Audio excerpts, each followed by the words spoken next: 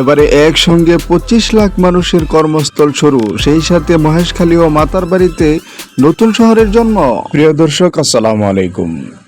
প্রধান উপদেষ্টা অধ্যাপক মোহাম্মদ ইউনূস বলেছেন, মহেশখালী ও মাতারবাড়ি এলাকা শুধু একটা ফ্যাসিলিটিং জোন হিসেবে না, বরং সেখানে একটা নতুন শহরের জন্ম হতে চলেছে। সেখান থেকে আমাদের আন্তর্জাতিকভাবে কানেক্টিভিটি তৈরি হবে, সমুদ্রই হবে বিশ্বের পথে আমাদের মহাসড়ক। গতকাল বুধবার রাষ্ট্রীয় অতিথি ভবন যমুনায় প্রধান উপদেষ্টার সঙ্গে সাক্ষাৎ করেন নবগঠিত মহেশখালী সমন্বিত উন্নয়ন কর্তৃপক্ষের মিরা সদস্যরা।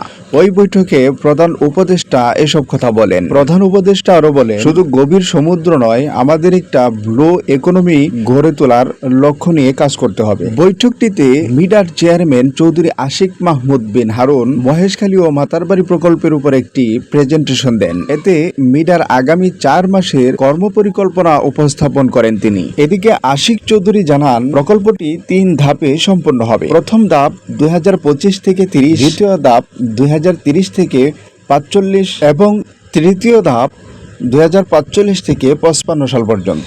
আশিক চৌধুরী বলেন, প্রকল্প বাস্তবায়ন হলে প্রায় 25 লাখ মানুষের প্রত্যক্ষ পরোক্ষ কর্মস্থল আরম্ভ হতে চলেছে এবং জিডিপিতে 150 বিলিয়ন মার্কিন ডলার যুক্ত হবে বলে জানান তিনি।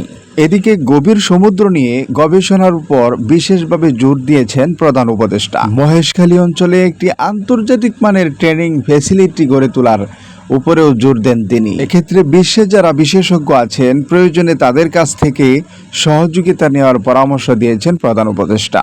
প্রিয় দর্শক, আমাদের চ্যানেলটি সাবস্ক্রাইব করে আমাদের পাশেই থাকুন। সকলকে ধন্যবাদ।